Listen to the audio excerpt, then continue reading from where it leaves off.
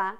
O Veritas Libera de hoje traz uma mulher incrível, guerreira e nem por isso pouco sentimental. Tem lá seu ladinho também muito afetivo, principalmente com os nossos amiguinhos de quatro patas, assim como eu, que eu também gosto muito.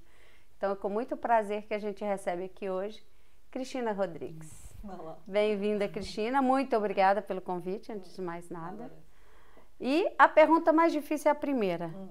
Quem é Cristina Rodrigues?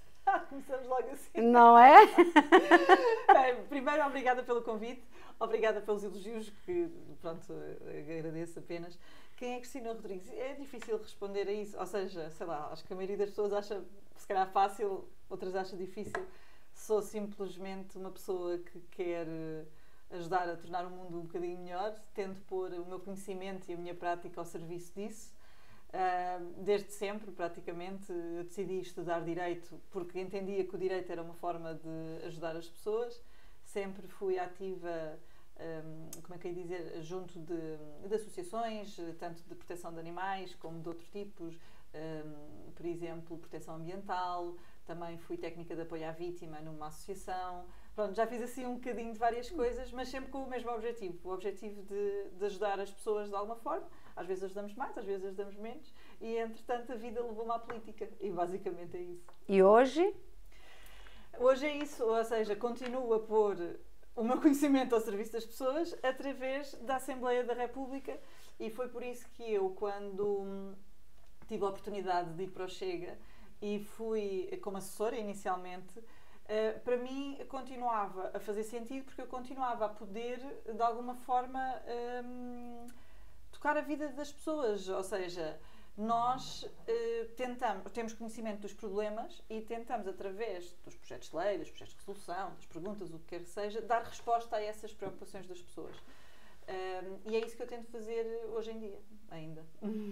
A Cristina é deputada, né, da Assembleia da República, pelo Partido Chega, e anteriormente ela era do Partido PAN. O que te levou a trocar o PAN pelo... Quer dizer, não foi uma troca, porque primeiro você saiu do PAN, para depois ficou independente um tempo e depois é que veio para o Chega, né? Graças a Deus, né? Precisamos cada vez mais de pessoas, né? Sim. E onde que foi essa mudança? O que aconteceu? De facto não foi uma troca e às vezes as pessoas acham que foi, e não foi, porque eu, quando saí do PAN, nunca fui a pensar vou-me juntar a outro partido, nem muito menos pensar em qual seria o partido. Foram problemas internos, eu saí, tive independente um ano e qualquer coisa, e depois a legislatura acabou abruptamente. Entretanto, aí surge um convite para ir para o Chega. E uma coisa que é engraçada, porque eventualmente há coisas que não estamos todos de acordo, mas isso existe, acho que com qualquer pessoa dentro do partido. Mas, se formos ver, eu fui a pessoa na Assembleia da República que mais vezes votou ao lado do André Ventura. O que demonstra que, efetivamente, já havia uma sintonia. base comum, uma sintonia, exatamente. E, portanto, nas questões da segurança, nas questões da justiça, é um alinhamento que sempre foi muito grande. E sendo essas uma das minhas principais preocupações também, e ao contrário daquilo que muitas vezes as pessoas pensam, porque há muita gente que diz que o Chega é machista ou que o Chega não protege as mulheres, e eu acho que é exatamente o oposto, acho que é o único partido que efetivamente protege as mulheres, e essa era uma grande bandeira que eu tinha quando era deputada não independente. E, portanto, acabou por haver a possibilidade, já havia esta sintonia, como estava a dizer, e acabou por acontecer naturalmente. Você falou uma coisa interessante, né? Que em todos os lugares há divergências de opinião. A gente acompanha algumas votações na Assembleia, porque aqui em Portugal a gente, né, pode ir lá e tem que ficar caladinho, não pode. O que é mais difícil é igual um jogo de tênis, né? Sim. Que não se pode... é impossível isso, gente. É tortura, isso é tortura. Sim.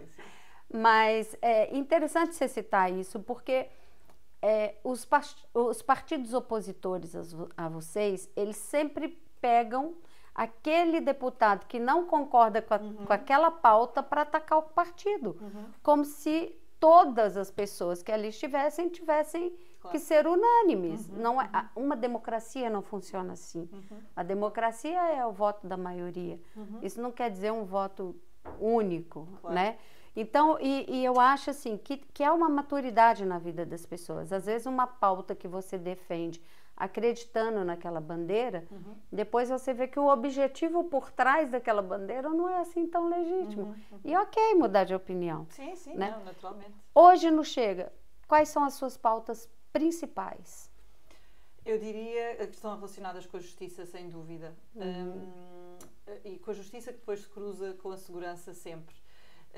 Mas, efetivamente, eu acho que nós temos um problema de impunidade em Portugal, que acho que é uma preocupação que o Chega fala muitas vezes, e a impunidade vai a várias áreas, seja nas questões da corrupção, que também é uma área que tenho trabalhado bastante, seja na questão de outros tipos de crimes mais pessoais, as questões da violação, as questões da pedofilia, as questões de abuso sexual de menores, e isso tem sido áreas que temos trabalhado bastante. A violência doméstica, e são assuntos que para mim são importantes, são assuntos que eu já trabalhava antes e que eu acho que é importante nós continuarmos a trabalhar. E depois, a questão dos animais, porque eu também gosto muito, como dizia, é o que me toca no coração, e acho que é obrigação da Assembleia da República e dos políticos hoje em dia também terem uma visão mais próxima, mais empática para com os animais. E, portanto, eu diria que assim, de uma forma mais simples, é isto. O assunto da imigração também tem sido um assunto muito importante, mas porquê? Porque também se cruza com as questões da justiça, das questões da nacionalidade, das questões também da segurança, ao contrário daquilo que muitas pessoas às vezes querem fazer debates separados, mas é difícil separá-los, a meu ver. Não temos às vezes tantos dados, mas eu acho que eles são ocultados também de propósito para que não se possa fazer essa ligação. Mas pronto, mas eu diria que esses são os principais temas que tenho trabalhado e que tenho investido, digamos assim, o meu tempo. Eu acho que assim... Na área da segurança, queria fazer uma perguntinha Fala. aqui. Né? Eu também estou curioso para poder fazer algumas perguntas para a Cristina. Você tocou na parte de segurança, é uma área que eu preocupo muito, entendeu? Lógico, todas as outras coisas que você falou são super importantes, mas a segurança principalmente, porque a maioria das pessoas, brasileiros que vêm para Portugal, procuram Portugal por causa da segurança que sempre teve. E a gente tem visto nos últimos anos que isso tem se perdido, e assim, drasticamente, algumas coisas que têm acontecido aqui que tem hora que a gente fica se perguntando, será que eu estou vivendo uma próxima possibilidade de ser um Brasil, né, em termos de criminalidade, insegurança, porque tem sido muito grande. Qual que é o trabalho que vocês têm feito, tanto na Assembleia como também de conscientização, de forma geral, para que volte às condições anteriores, né? Eu não sei, aí eu quero saber a sua opinião, se a dissolução do CEF já foi a iniciativa para poder portas abertas para entrar qualquer coisa aqui no Brasil, aqui em Portugal, e eu estou dizendo de brasileiro também, porque no Brasil tem muita gente ruim, quer dizer, não é a maioria, uma minoria pequena, mas é os que fazem a coisa errada. E estão vindo para Portugal também. Então, queria que você falasse um pouquinho a respeito disso. Há tantas coisas aí por falar, às vezes eu não me esqueço de nada. Eu acho que é assim, acho que o ambiente, digamos assim, de segurança tem-se degradado. Acho que as pessoas já não saem à rua com a mesma tranquilidade com que saíam antes. Tem havido determinados eventos que acho que mesmo do ponto de vista da percepção de que os estrangeiros têm em Portugal, têm feito com que se altere essa ideia de ser assim tão seguro. E agora assim, de repente, lembro-me daquelas duas mulheres que não eram portuguesas, julgo que era uma italiana, que foram violadas no Bertim Muniz. E quer dizer, eu admito que elas estivessem naquela zona porque tinham essa percepção que Portugal era seguro. E acho que essa ideia está de facto a alterar-se com diversas notícias que têm saído e com o que as pessoas sentem quando estão na rua. E, portanto, eu acho que se tem degradado. Uma coisa que tem dificultado o nós conseguirmos abordar o assunto é o facto de haver um conjunto de partidos que nega essa degradação. E, portanto, eles rejeitam completamente que Portugal se está a tornar mais inseguro, quando é uma evidência. Ou pelo menos, porque eu costumo dizer, e aliás acho que foi com a Ministra da Administração Interna, quer dizer, as pessoas não estão malucas, as pessoas se sentem mais inseguras é por alguma razão, porque elas quando estão na rua sentem que se calhar alguém as assedia, ou que alguém as persegue, ou começam a ter conhecimento que um familiar ou um vizinho foi assaltado, ou começam a saber que houve assaltos na rua e, portanto, isto não acontece do nada, não é uma mera percepção. É o conhecimento, é um sentimento que as pessoas têm que vem de uma base que, de facto, é real. E, portanto, eu acho que o primeiro problema que nós temos é o facto de haver uma negação do problema. E aquilo que o Chega tem feito desse ponto de vista é tentar alertar para ele. E, portanto, chamar a atenção de que, efetivamente, as coisas não estão como estavam antes. Se não fizermos nada, elas vão continuar a piorar. E é uma preocupação que nós temos. Eu julgo que foi, ou ontem ou anteontem, que saiu uma notícia que o número de violações, o número de assaltos a casas, se eu não estou em erro, e mais outros tipos de criminalidade violenta aumentou. Quer dizer, não é propriamente uma novidade, nós temos estado a alertar para isto há algum tempo, mas efetivamente há essa dificuldade em aceitar uma realidade. Pronto, se nós não aceitarmos a realidade, não vamos conseguir resolvê-la. Este é um ponto que nós temos tentado alertar. Depois, paralelamente a isso, se acharem que eu estou a falar... Não, por favor. A gente quer saber sobre... Quer que fale mas mesmo. se quiserem mais dinâmico, pronto, também está bem. Paralelamente a isso, acho que há outro problema que nós temos em Portugal, para além da questão da impunidade e do facto dos tribunais não funcionarem com a celeridade que nós queríamos, com a eficiência que nós queríamos, de muitos dos crimes não terem uma pena que eu acho que devia ser adequada à censura que nós atribuímos a determinada conduta, temos uma falta de valorização muito grande dos polícias. E acho que isso também é importante, porque acho difícil uma pessoa estar na rua, estar ali a ser o agente da autoridade, o agente de segurança, não é? Portanto, fazer para que todos nós possamos andar livremente e depois receber um ordenado mínimo. É triste, sabemos que há... Pronto, estas pessoas também têm família, não é? Obviamente, e também têm que sustentar, também têm as suas despesas. São pessoas que sofrem uma pressão muito grande devido às funções que exercem. Há uma parte da sociedade que nem sequer valoriza muito, não gosta particularmente de polícias, especialmente, pronto, em certas zonas sabemos que é uma relação que é difícil. E sabemos também que há um problema nas forças de segurança relativamente aos suicídios, que é um assunto que é importante, que é dramático e que nós temos que pensar porque é que estes profissionais em particular de facto têm uma probabilidade ou os números relativos ao suicídio é muito superior às outras profissões. Isso eu não sabia. É verdade. Não. Até existe um programa de prevenção de suicídio nas forças de segurança e percebe-se que está relacionado com o exercício das funções, porque em algumas circunstâncias é com a própria arma, estão fardados ou é numa situação que indicia que está relacionado. Pronto. E é difícil porque vem desta pressão que sentem, vem das dificuldades de fazerem a sua vida, muitas vezes, e pronto, é algo que precisa ser mais estudado e que temos que efetivamente trabalhar. Mas enquanto não houver este reconhecimento, esta valorização das forças de segurança, e aqui incluo tanto polícias, PSP, GNR, como os guardas prisionais, que também têm uma vida muito difícil, muitas vezes. Pronto, acho que é difícil nós termos um sistema que seja justo e que seja eficiente se uma das partes, um dos atores principais, não é, está tão mal cuidado. E, portanto, paralelamente às questões legislativas, de alteração de lei, de funcionamento dos tribunais, há também a questão da valorização dos polícias. Ou seja, é um conjunto de coisas. E você acha que essa dificuldade burocrática, ela é intencional? Dificuldade burocrática na parte dos tribunais, é isso? Toda essa questão de mudar lei, não querer enxergar que as coisas estão piorando, é uma coisa programada ou... É assim, às vezes são questões ideológicas que limitam certas circunstâncias, mas pegando no exemplo da lei de estrangeiros e fronteiras, aí eu acho que está mais do que evidente que a alteração que foi feita em 2017 pelo Partido Socialista foi dramática, ou seja, teve impactos gravíssimos para o país e foi, como é que estava a faltar a palavra? Foi negativo para os portugueses, mas também para as pessoas que foram enganadas por muitas máfias, não é? Que acabaram por ser fomentadas com a alteração legislativa e que acabaram por ficar ao cuidado dessas pessoas. Mas está relacionado com a União Europeia, porque tem algumas coisas que são impostas ou impostas acordadas entre os países da União Europeia que eles têm que seguir os tratados, né?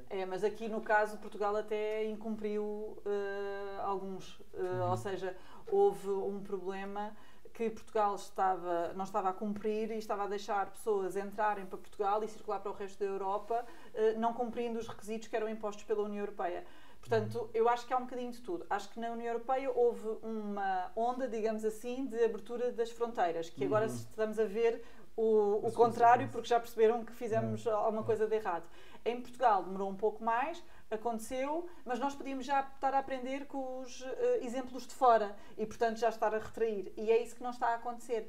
Agora, quando aquela alteração se faz em 2017 e que basta haver esta manifestação de interesse para entrar em Portugal e paralelamente com a extinção do CEF, criou as condições ideais para que as máfias que traficam pessoas, que enganam as pessoas, que as trazem para cá, atuem. E isso é um problema gravíssimo. Ora, nós não reconhecermos isso outra vez, não é? É difícil resolver o problema. E você tocou num assunto que é muito grave, não só para Portugal, para o mundo inteiro, que com essa abertura que teve, e isso vocês do Chega sabem muito bem, que abriu porta não só para o tráfico de humanos, né, mas também para tráfico de drogas, de armas e tudo. E Portugal é um dos países na Europa que é o hub disso tudo. Né?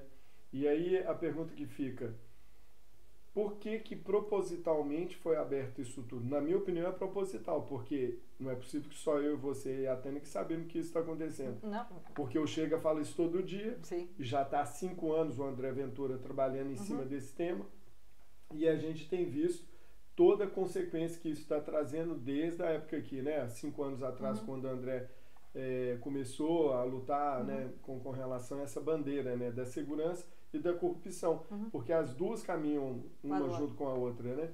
E aí eu queria saber, Cristina, e aí, como que fica essa questão? Eu sei que o Chega está lutando contra isso, mas como fica isso? Eu acho que é uma questão de cegueira ideológica, que pode estar associada depois a pessoas que estão em posições de poder que ganham com certos tipos de crimes ou certos tipos de circunstâncias, fazem dinheiro com isso. E portanto, e depois influenciam as leis que são ou não são feitas. Acho que pode haver relação, mas eu atribuía especialmente à questão dessa cegueira ideológica e do...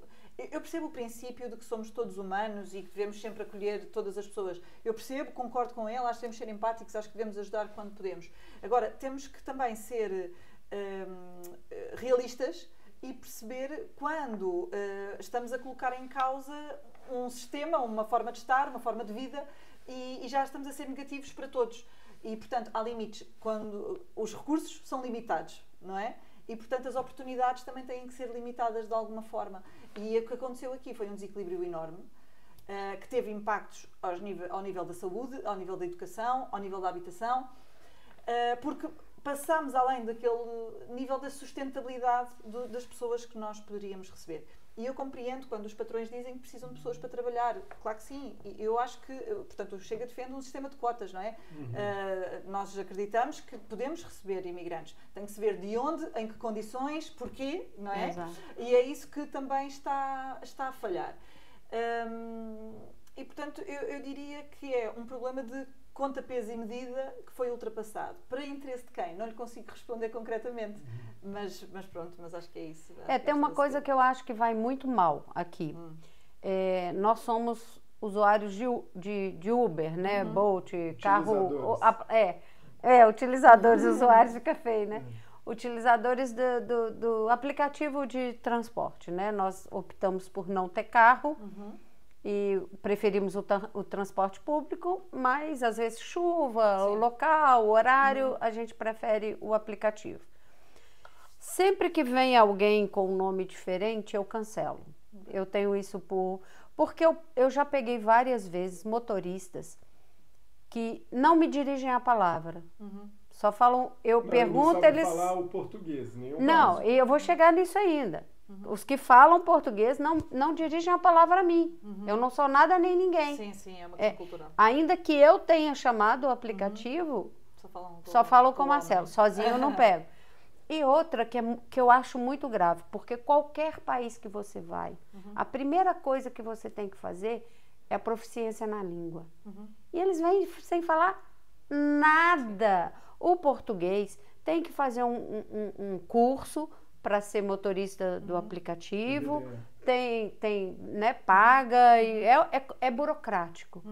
Como essas pessoas, sem sequer falar a língua portuguesa, conseguem estar trabalhando como motorista de aplicativo? É a falta de fiscalização. E é falta de interesse também. Nós tentámos alterar a lei dos TVDEs precisamente para obrigar a que soubessem falar português. O mínimo, quer dizer, fazer-se compreender, etc. Não passou esse ponto. E é lamentável. Eu acho que realmente as pessoas, se querem estar cá e se querem integrar, a língua é um ponto fundamental. Outra das coisas que o Chega também fez uma proposta era que na lei da nacionalidade, para a pessoa obter a nacionalidade, tinha que falar português. Acho que também é uma evidência. Claro. Que interesse é que nós temos em estar a atribuir nacionalidade a pessoas que não têm qualquer conexão com a história portuguesa, com a língua portuguesa, com o território português. A cultura. Com a cultura, e portanto parece que estamos a oferecer nacionalidade como se fosse um cartão, mas não é. E isso de facto é um problema que nos preocupa. Nós temos tentado fazer alterações, tem havido resistência, mas eu acho que as pessoas vão cada vez mais compreendendo, porque também vão tendo cada vez mais contacto com esse tipo de situações. E depois há a questão da igualdade, quer dizer, se os motoristas portugueses estão sujeitos a umas regras, os outros também têm que estar. Não sei se viram, houve uma reportagem há pouco tempo, eu não a vi totalmente, só vi parcialmente, dos tuk-tuks. Não vi. Não vi, não. Então, houve uma reportagem em que os jornalistas fizeram-se passar por turistas, por utilizadores do tuk-tuk. E estas pessoas que eram essencialmente indostânicos, eles fingiam que eram guias. E, portanto, inventavam a história de Portugal. E eles, quer dizer, eles estão a contar a turistas que vêm e eles, como não sabiam, estão a inventá-la. Isto é uma descaracterização da nossa história, porque depois essa mensagem passa para outras pessoas, não é? E depois, outra parte da reportagem dizia respeito a uma polícia que estava, portanto, a falar com o motorista e a dizer: você não pode estacionar aqui. E antes disso pergunta-lhe o nome, ele responde e tal. A partir daí, ele já não sabia falar português. E já não conseguia supostamente comunicar. Eu sinceramente não sei se ele não sabia mesmo ou se não lhe interessava naquele momento falar. Pronto. As questões da adaptação e da dificuldade de adaptação têm a ver com o número de pessoas que estão a vir para Portugal, que depois eles acabam por viver todos próximos uns dos outros, só conviver entre eles, e portanto eles não têm necessidade praticamente de falar português. E portanto é como se tivéssemos uma sociedade paralela a crescer dentro de Portugal. Eu, Tânia, pessoalmente, muito pessoalmente, você como jurista vai saber falar melhor. Eu acho um erro gravíssimo de Portugal a cidadania. Porque um cartão de residência ou residência permanente, ele te permite tudo, exceto votar ou fazer parte do quadro político. E a nacionalidade te permite isso? Cidadania. A cidadania, a nacionalidade. Então, eu pessoalmente acho assim, toda gente que cá já está há 5 anos, que tem, que tem um cartão de residência, uma residência permanente, e não precisa ser dada a cidadania.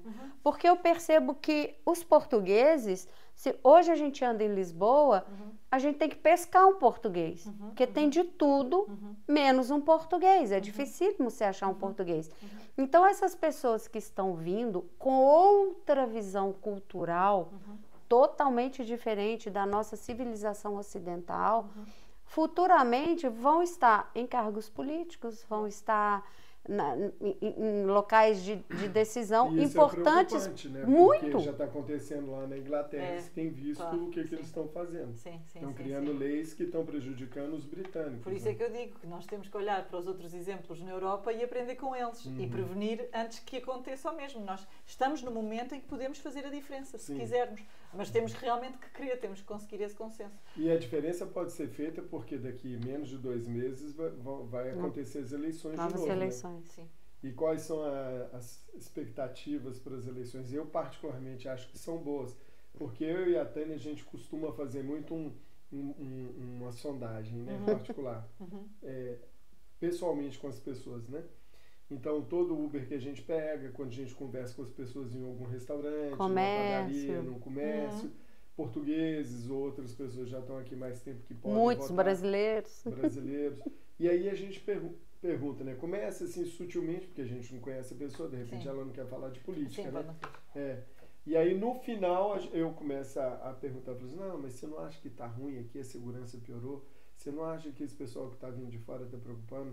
Eles recebem subsídios e nós portugueses, que nós dois somos portugueses, eu sou filho e neto de português, a gente trabalha, paga imposto e na hora que a gente precisa de ter uma saúde, ter alguma coisa melhor no país, a gente não tem. Mas eles estão vindo de fora, não trabalharam, tem pessoas que estão recebendo subsídios e ficam em casa desempregados e ganham ainda uma residência para morar, enquanto os velhotes, até mesmo o dinheiro que eles recebem não é suficiente para comer, e aí a pessoa se revolta e fala, tá, mas e o que a gente pode fazer para mudar?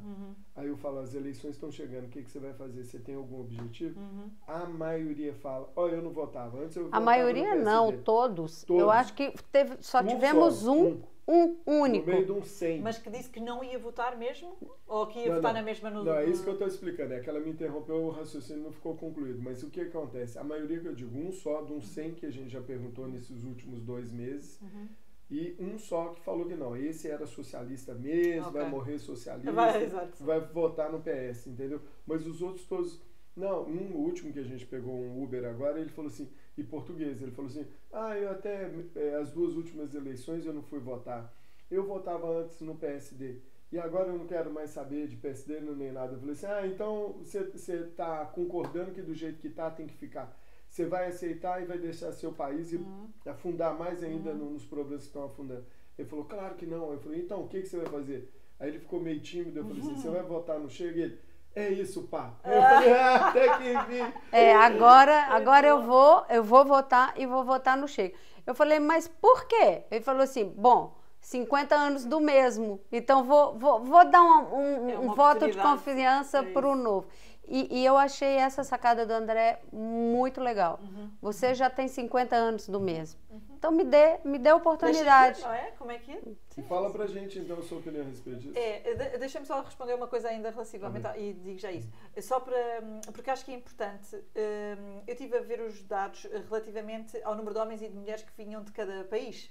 E, por exemplo, é engraçado porque quando nós olhamos para o número de pessoas que vêm do Brasil, é muito idêntico, está muito a par, homens e mulheres, o que deixa evidente que vêm muito em família, que as pessoas vêm em grupo, vêm em conjunto. Quando vamos ver pessoas que vêm do Paquistão, que vêm desses países, não vêm praticamente mulheres. É tipo uma diferença de 30 mil homens para 5 mil mulheres. E estamos a falar dos que são legais, não estamos a falar dos outros. E, portanto, acho que isto também deixa bem evidente que não estamos a falar de pessoas que querem, de facto, essa integração, o constituir família, o trazer a família para cá, fazer os filhos crescer cá. E, portanto, acho que isso também é um problema que nós temos que ver e que tem a ver com as entradas e com as autorizações de entrada. Sim. Porque acho que devíamos privilegiar famílias em detrimento de homens que vêm sozinhos. E depois temos o problema cultural que está associado a isso. Pronto, era só... Então, fazendo parênteses, já que você falou isso, a gente estava conversando com um desses motoristas de aplicativo e ele era de outro país, só que ele está aqui, muçulmano, ele já está aqui há quase 5 anos, falta mais 1 ano e tal. E qual que é o objetivo dele que ele falou pra gente? Que ele está aqui porque Portugal é o país mais fácil dele conseguir cidadania e depois ele pode rodar o mundo do jeito que ele quiser. Porque o português, por exemplo, ele pode tirar um ETA e ir para o Canadá, para os Estados Unidos sem problema nenhum. Isso. Mas foi com a origem, cidadão aqui na Europa, aqui ele vai para tudo quanto é país e arranja emprego tranquilamente. E outra coisa que também já foi falado pra gente, é a questão de ocupação de espaço. Porque quando vem esse tanto de homem para cá, que está acontecendo na Inglaterra, eles começam a ocupar, tomando cargos políticos, cargos importantes, e daí a pouco eles tomaram a Península Ibérica ou a Europa inteira, sem precisar disparar uma bala. E aí a gente remonta os tempos que os mouros ainda ocupavam aqui, que aí o Dom Afonso Henriques acaba tirando os mouros daqui, reconquista a Península Ibérica e vira Portugal.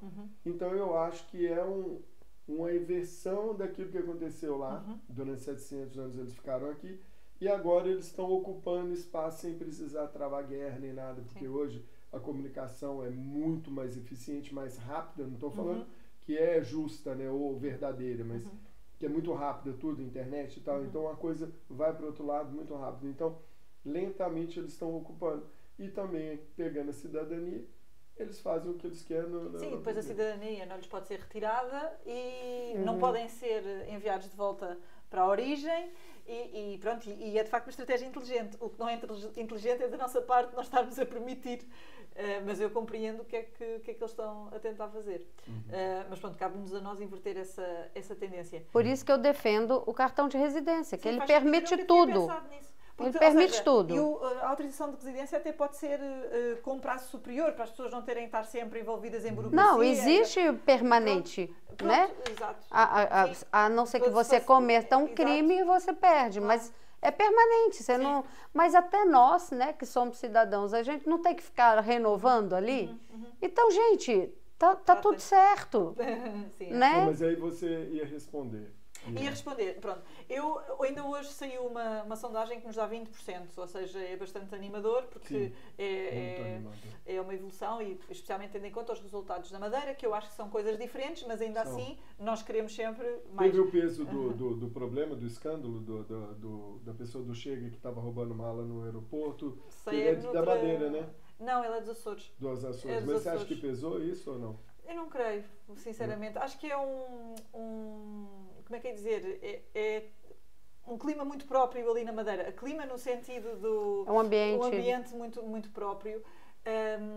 Com o facto da Madeira, desde sempre, praticamente, o Partido Social Democrata tem, historicamente, é quem ganha sempre. Acho que as pessoas têm falta de confiança, eventualmente, noutros partidos, mas também acho que há muitas ligações na Madeira com o Partido Social Democrata, quer dizer, há de ser um dos principais empregadores, não é? E acho que isso dificulta que haja mudanças. E depois, as pessoas, se calhar, não queriam, de facto, que houvesse novamente eleições. E podem ter, de alguma forma, acabado por, tanto o PS como o Chega, que foi quem acabou por viabilizar a moção, acabaram por crescer ligeiramente.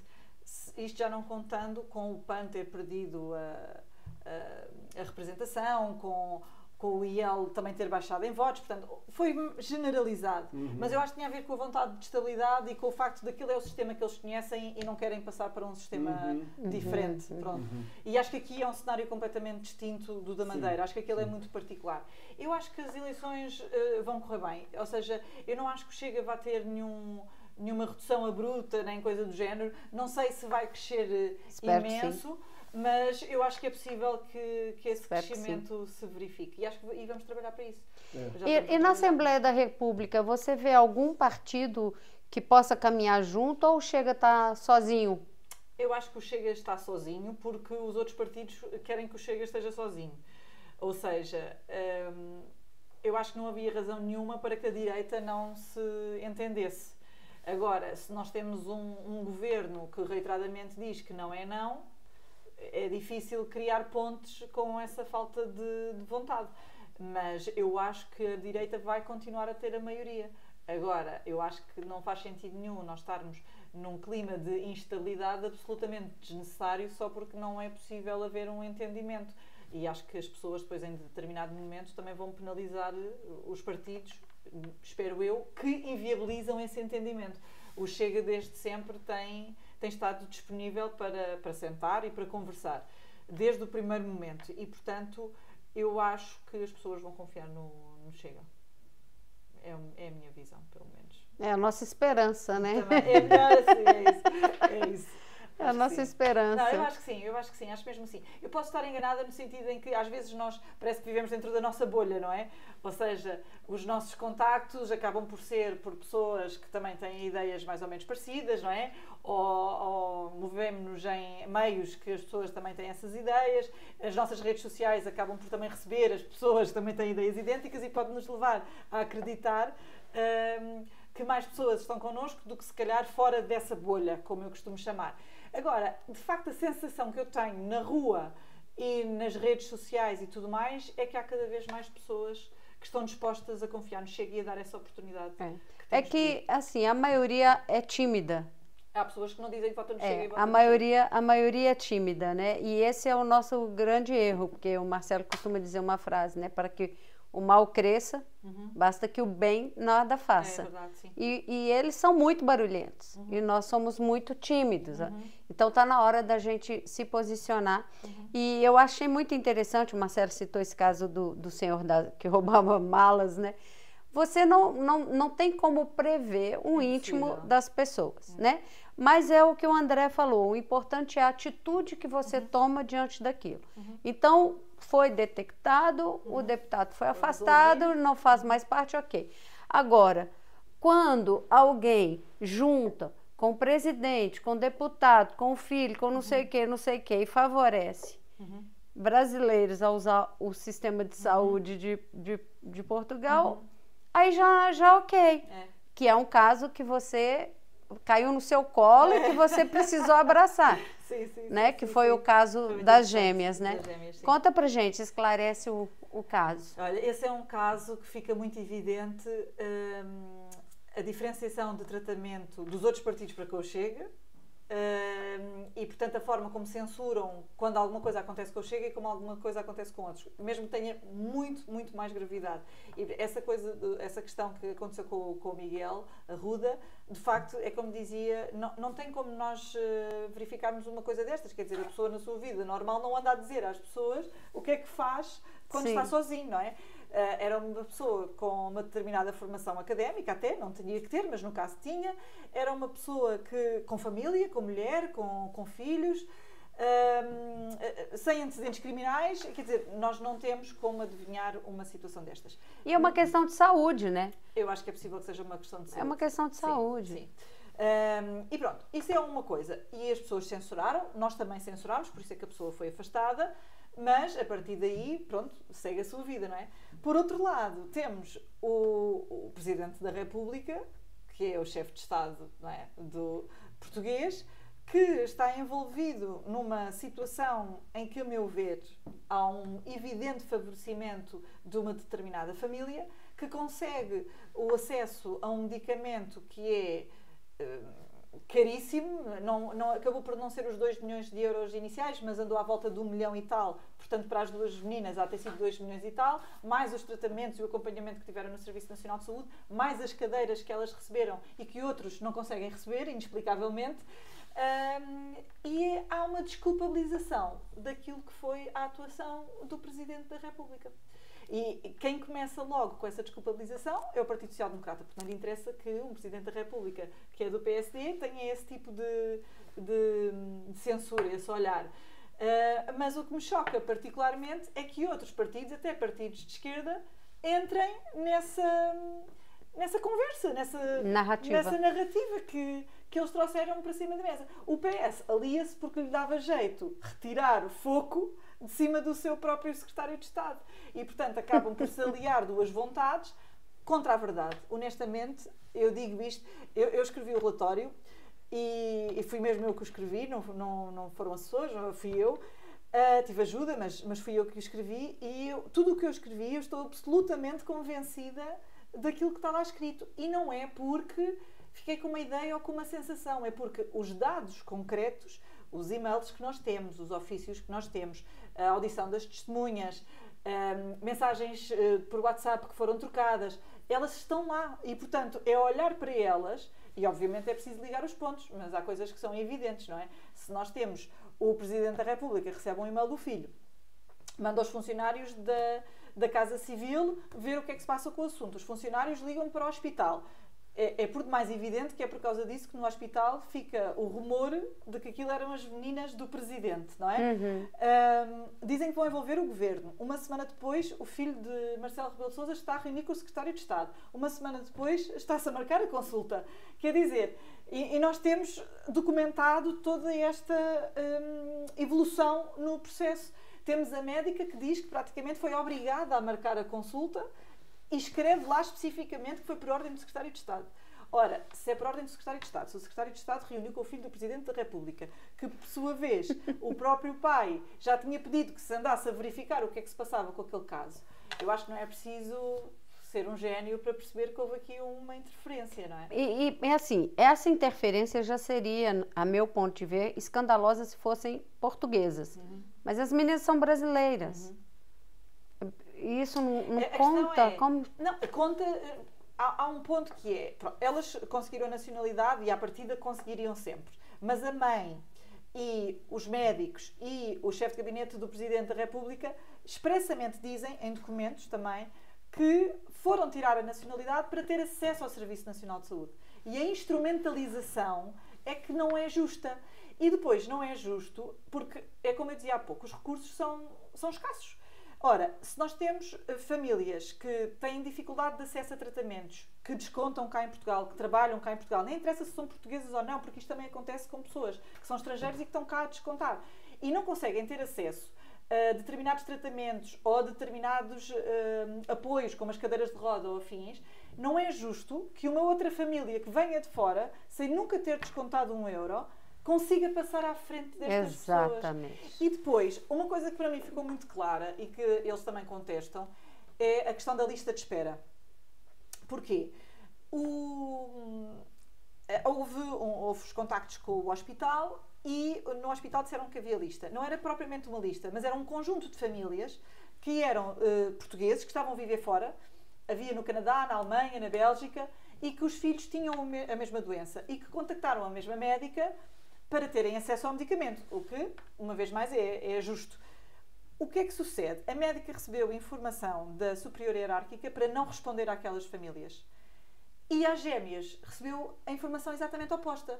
Foi, a essas é para marcar consulta. Ora, mesmo que não fosse uma lista formal, houve um conjunto de famílias que foram preteridas, que tiveram um tratamento discriminatório, porque elas não tiveram o mesmo acesso nem à consulta, nem ao SNS, nem ao tratamento que aquelas gêmeas tiveram. E, portanto, aqui acho que é a raiz do problema, é a falta de favorecimento. Não, mas aí a gente volta na cidadania, porque em quanto tempo essas gêmeas tiraram a cidadania para ter o acesso? Porque hoje, uma cidadania de sangue ou por casamento está levando de 2 a 3 anos para sair. Eles dizem que não. Ouça, eles conseguiram aquilo para aí em 5 meses. E cá em Portugal, porque aquilo tem a parte que é feita no consulado e tem a parte que é feita no IRN. E no IRN eles dizem que o prazo médio são 10 dias e que ali até durou 15. Sendo que houve informações disformes, ou seja, inicialmente disseram 30 dias, o próprio IRN, a ministra disse 30 dias, um dos serviços do IRN, julgo que foi o do Porto, aí sim já disse por volta dos 2 anos, e quer dizer, cada entidade acabava por dizer um prazo distinto. Quando a Presidente do IRN esteve lá presente na Comissão de Inquérito, disse que efetivamente eram 10 dias e que os prazos dados anteriormente que eram um erro. Mas quer dizer, é um bocadinho estranho, não é? Porque é que... Completamente estranho. Pronto. Depois, relativamente à parte do consulado, aquilo que nós notámos, e aí nós não conseguimos fazer, ter uma prova de que houve esse favorecimento, mas é estranho o consulado de São Paulo, em São Paulo, ser dos mais difíceis de aceder. É impossível conseguir um agendamento. E eles conseguiram sem dificuldade nenhuma. Não é? Então passaram na frente de uma fila que já existe, que a gente sabe que tem, porque a única coisa que justifica essa velocidade toda em conseguir alguma coisa, e aí eu estou deduzindo, não tem prova. Não, aqui estamos a deduzir, eu própria estou a deduzir. Mas o facto, porquê? Porque cada consulado, basicamente, ou pelo menos naquela altura, fazia à sua maneira. Cada um geria como queria. E a própria Secretária de Estado disse que havia muita falta de transparência nessa matéria e falta de uniformização dos processos. E que eles próprios não tinham noção do que é que seria um prazo normal para aquele consulado, que hoje em dia têm, mas que na altura não tinham. Ora, isso dificulta-nos muito, estando ali na CPI, o perceber se realmente houve um favorecimento ou não. Aquilo que nós tínhamos e que nos agarrámos no sentido que usámos no relatório, foi relatos de pessoas que em circunstâncias idênticas os prazos foram muito mais dilatados. Mas não conseguimos assegurar com toda a certeza. Agora, há uma coisa que é certa, que é, as meninas começaram com sintomas em março de 2019, em abril de 2019 eles iniciaram o processo de nacionalidade, porque eles já sabiam que iam querer pelo menos ter essa porta aberta Ajuda. para o caso de ser necessário virem para Eu citei a cidadania porque eu percebo aí dois favorecimentos. O favorecimento da cidadania rápida e o favorecimento da cedência do medicamento. ao saúde. Então, assim...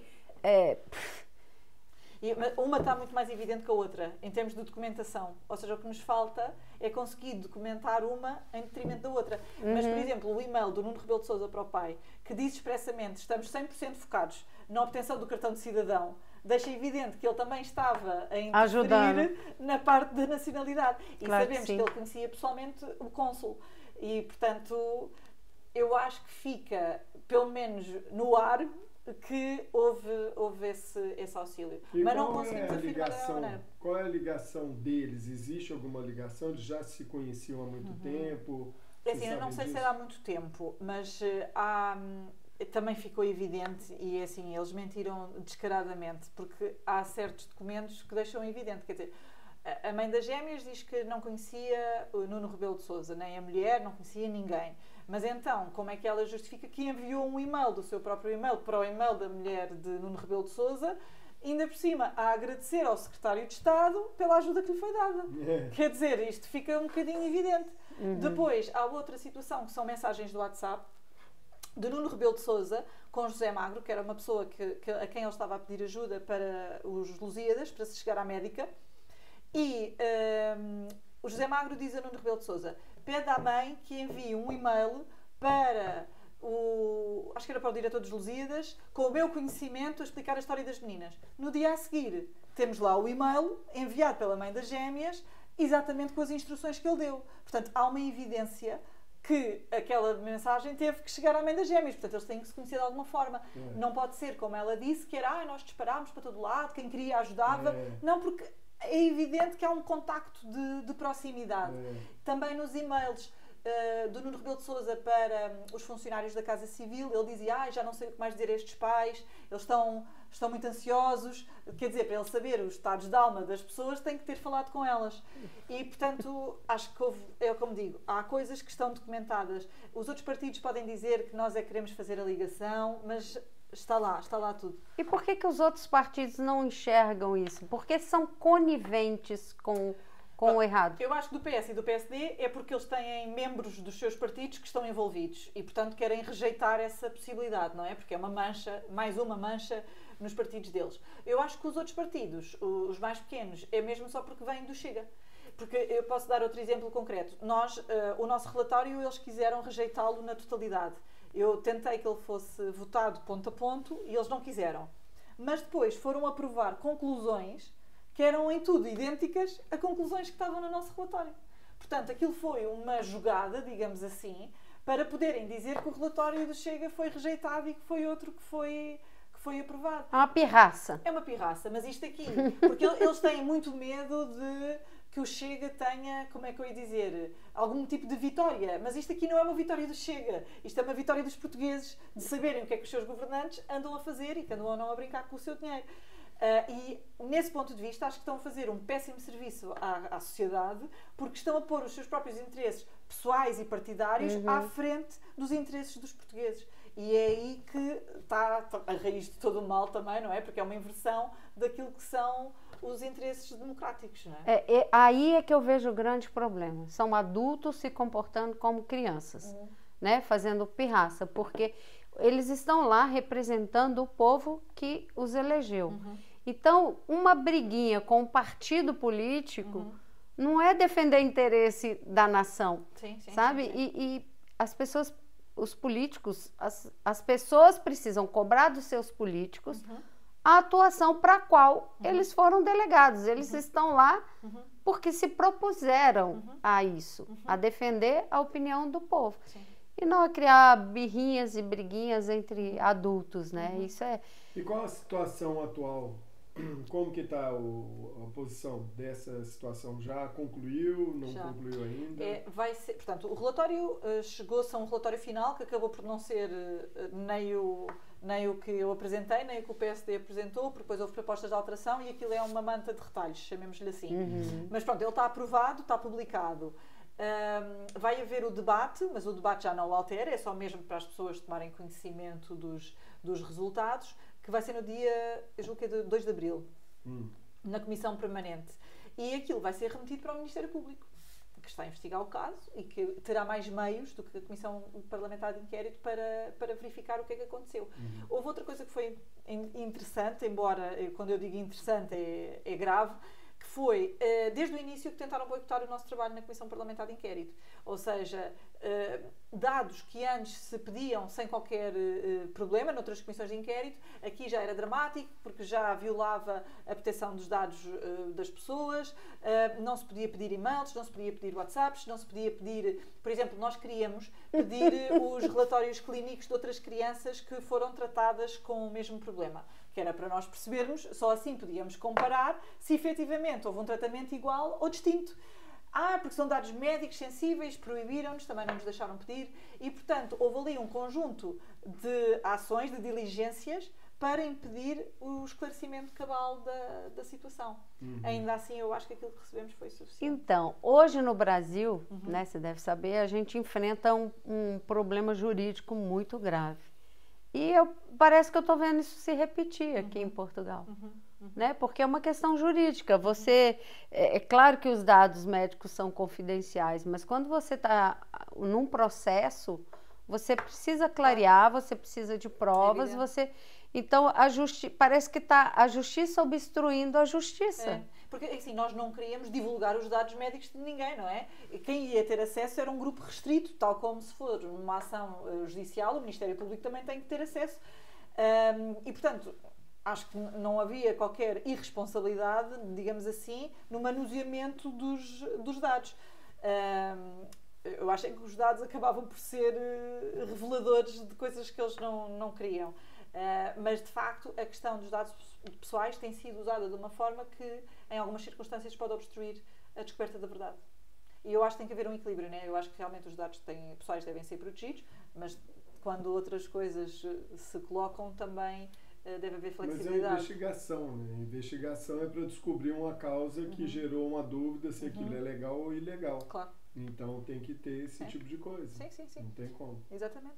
Nós tivemos um dos casos, uma das questões que nós queríamos pedir e depois não avançou, foi os pedidos de ajuda que a Assembleia da República, que a Casa Civil recebeu de crianças com as mesmas doenças, com a mesma doença.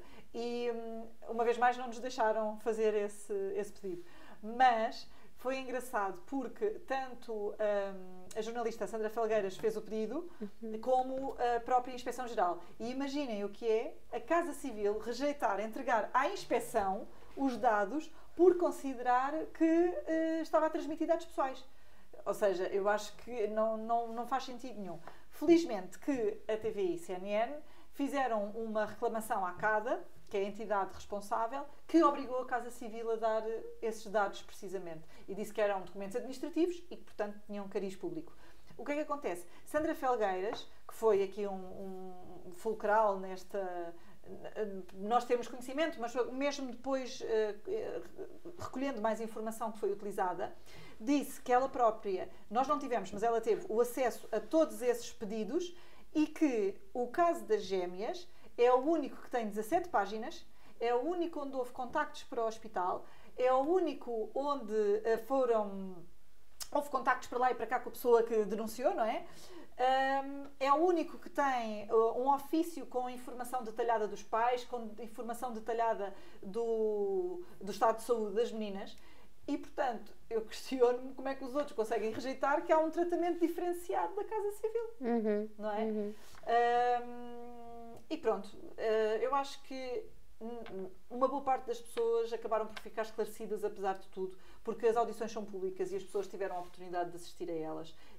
Ouviram exatamente as mesmas pessoas que nós ouvimos. Houve pessoas que tiveram uma importância enorme na descoberta da verdade e eu acho que, em geral, as pessoas estão esclarecidas. Quem não está esclarecido é porque recusa mesmo esse esclarecimento. Mas quanto a esses, nós não esse não há o que fazer. Não há o que fazer. mas para perceberem como é que funciona na Assembleia da República. O Chega foi o primeiro partido, se eu não estou em erro, a propor que o casamento fosse, a idade mínima aumentasse para 18 anos.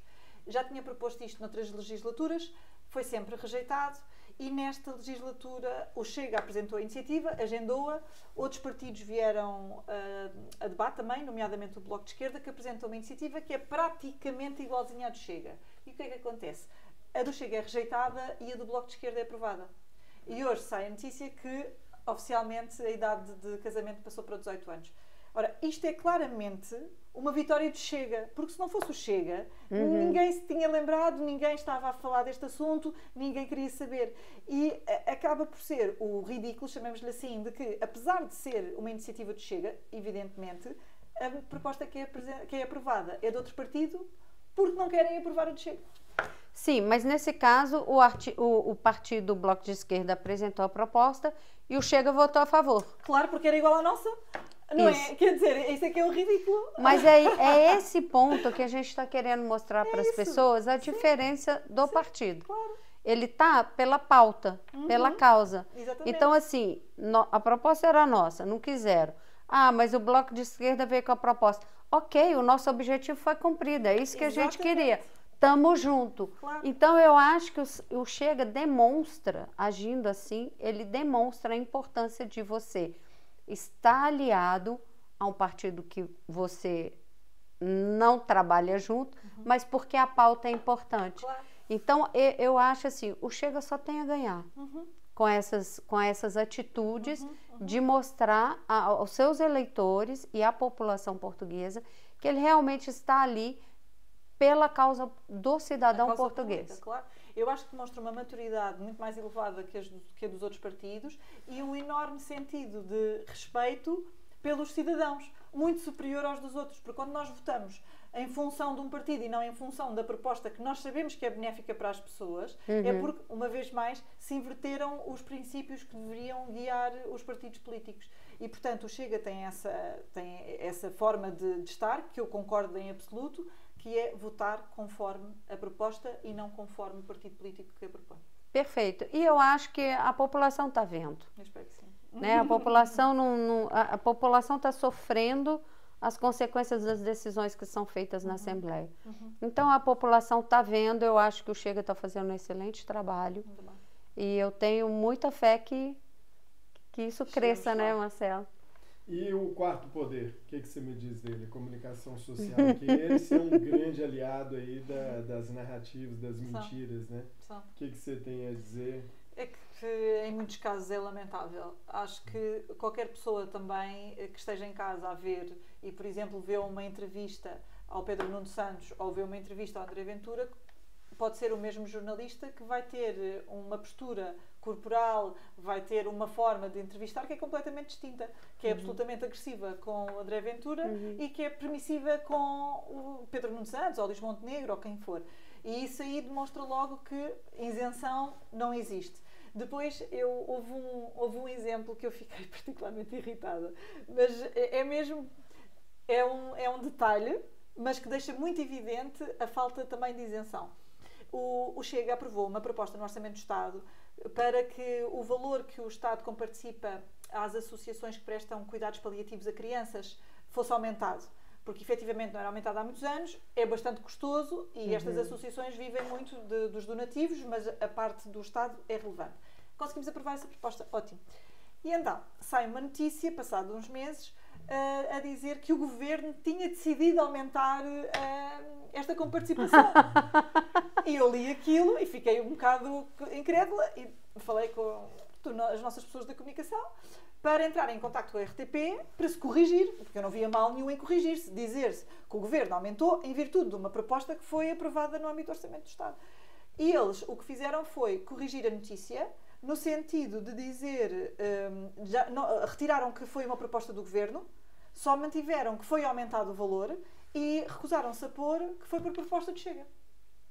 Ou seja, isto é uma evidência que querem ocultar informação que, de alguma forma, beneficia o Chega. Ou seja, eles querem fazer com que as pessoas não entendam que o Chega tem propostas e que tem propostas boas. E, portanto, quando isso acontece, também percebemos que há aqui um interesse por trás que não é aquele que está no código deontológico dos jornalistas, e há essa falta de isenção evidente.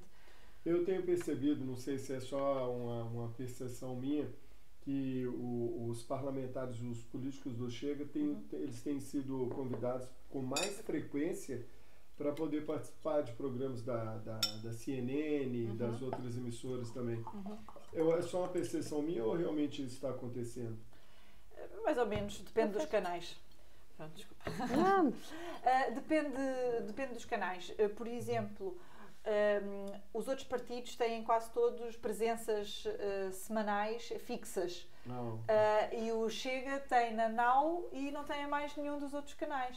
Já teve na CNN, deixou de ter, e portanto logo aí há uma diferença. E depois, às vezes, são coisas que dizem respeito diretamente ao Chega, que o Chega teve alguma ação, foi fundamental sobre aquela matéria, e são convidados outros se o Chega não é convidado. Isso também acontece. Isso continua acontecendo, então? Continua, então sim. Não é só uma percepção minha? Não, é assim, pode haver mais convites, mas continua a haver discriminação do tempo que é dado. O tempo, a importância, sim, a forma como é colocada, como aborda. sim, é isso mesmo. Permitir que o deputado fale, né? O Pedro Frazão é muito comum. As entrevistas, ele está falando, a pessoa interrompe, o outro fala, o outro fala. Até o Pedro lida muito bem com isso. Ele fala, olha, a senhora me convidou e me deixa falar. Sim, ele tem muita elegância a responder a essas coisas. Acho que eu admiro mesmo essa capacidade, porque ele mantém uma calma, mas impõe-se da mesma, não é? Mas olha, eu acho que ele treina em casa, porque com 7 filhos há que trabalhar muita paciência, né? É verdade. Se calhar é por causa disso que eu tenho uma vantagem em relação aos outros. É isso. É possível. Pois é. Então, acho que já ocupamos muito do tempo da Cristina. Já tem 1 hora de podcast. Eu acredito que a gente conseguiu abordar pelo menos assim aqueles A não ser que a Cristina tenha algum ponto mais que queira abordar. Não, acho que não. Acho que estes são os pontos essenciais. Eu acho que é fundamental assim que os deputados todos estejam nas redes. Que eu acho que hoje é a grande comunicação, e é por isso que estão querendo censurar as redes sociais, usam de todos os artefatos possíveis para censurar as redes sociais, né? E sempre com o título de que vai ser melhor para você. Não vai. Tem muita coisa ruim? Tem, mas a verdade também está ali. Claro. Então eu acho que é muito importante, cada vez que o Chega tem uma ação, né, como foi dito, que era uma proposta. Eu acho que tem que vir todos os deputados, tem que vir os 50, até os autárquicos. 49. Tem que vir até os autárquicos, tem que toda a gente e fazer uma lista de distribuição para os militantes, para os apoiadores, para todo, mas tem que ser uma coisa massiva mesmo, sabe? Para ter relevância, porque as redes sociais vieram para trazer a verdade. Eu concordo absolutamente, sim. Nós acho que até temos uma presença forte nas redes sociais, em especial o André Ventura, mas eu, por exemplo, faço um esforço grande por estar, não estou em todas, mas estou, digamos, nas principais. Exige algum tempo, não é? Vocês sabem, também têm as vossas, não é? Mas é fundamental para as pessoas terem conhecimento de coisas que não vão ter de outra forma. Se não for através das redes sociais, as pessoas não vão saber que o Chega deu entrada da proposta XYZ ou que teve intervenção de determinada forma numa comissão, porque quer dizer, dá na IRTV, mas a maioria das pessoas nem sequer sabe que existe a IRTV, não acompanha esses trabalhos. Nós temos uma obrigação de fazer chegar às pessoas a informação. E também temos a obrigação de lhes responder, eu acho, pelo menos eu faço esse esforço de tentar responder, às vezes demoro mais, às pessoas que também às vezes me enviam mensagem, têm perguntas, têm dúvidas, têm sugestões, e eu acho que nós devemos ter esse contacto direto com as pessoas.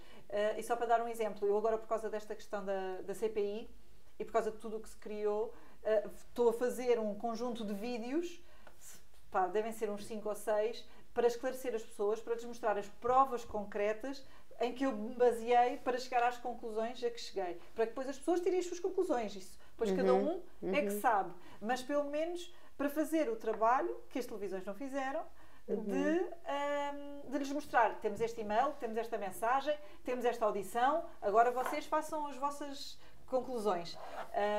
Mas pronto, é um esforço porque exige tempo e exige alguma dedicação, mas que eu acho que é fundamental precisamente porque há um conjunto de informação que de outra forma nunca chegará a ninguém. Eu pessoalmente, essa percepção da televisão, eu tenho duas experiências muito agradáveis. Uma é no talho, que eu gosto de comprar aqui embaixo. Na maioria das vezes que eu lá chego, a televisão está ligada na câmera. Na Câmara dos Deputados e habitualmente no André Ventura. Eles gostam muito de ver o André falar. E também num café, perto da casa da minha filha, todas as vezes que eu lá fui, estava o André Ventura na Câmara dos Deputados. Então, é disso que eu falo. A população, ela está farta. Isso é Só fazer uma correção, na Assembleia da República. Sim. Na Assembleia, Câmara do Brasil. Sim, às vezes também nos referimos como Câmara, mas é na Assembleia. Sim. Então, assim, eu acho que as pessoas estão vendo as coisas. Talvez elas ainda não, como a gente diz no Brasil, não tiraram a bunda do sofá, né? Desculpa a expressão. É porque aqui é ainda pior, né? Sim, digamos pelo... Então, mas as pessoas já estão percebendo e já estão sabendo, já estão se informando. O que falta agora é a ação. É levantar e fazer alguma coisa. Algumas acho que sentem algum descrédito. Acho que algumas acham que mesmo que se levantem, não é? Que não vai servir de nada, que vai ser tudo igual. Pronto, e nós a essas temos a função de tentar trazer alguma esperança, não é? Para trazer... Mas aí que eu achei que o slogan do André Ventura foi uma inspiração, né? Olha, você já tem 50 anos do mesmo. É isso. Vamos mudar. Se vai ficar no mesmo, mesmo já tinha. Eu diria que não é o mesmo, tem piorado e é piorado muito. 50 anos atrás, ou até 30 anos, 20 anos atrás, não estava tão ruim como está ficando agora. É inflação, é imigração descontrolada, é problema na saúde, é segurança, problema na educação, droga, tudo então, isso. É complicado. Cristina, eu queria então que você falasse as conclusões finais. Qualquer coisa que você queira dizer para as pessoas que vão assistir, estão nos acompanhando? Nada de especial. Eu quero só agradecer novamente o vosso convite. Acho que foi muito agradável, foi bom. Não participava assim em um podcast há algum tempo. Sigam-me nas redes sociais, quem puder. Acho que temos lá. Tenho no Facebook, tenho no Instagram, tenho no TikTok e na Rede X, o antigo Twitter. Cristina Rodrigues AR no Instagram, são os melhores vídeos, pode acompanhar, porque eu acompanho e adoro. Sim, mas a partir de quem fizer uma pesquisa por Cristina Rodrigues acaba por ir lá parar. Mas pronto, agradeço muito o convite. Obrigada. Nós que agradecemos, muito obrigada pelo seu tempo. E foi um prazer enorme. Igualmente. Então é isso, muito obrigado aí por acompanhar a gente aqui no Veritas e a gente se vê no próximo podcast.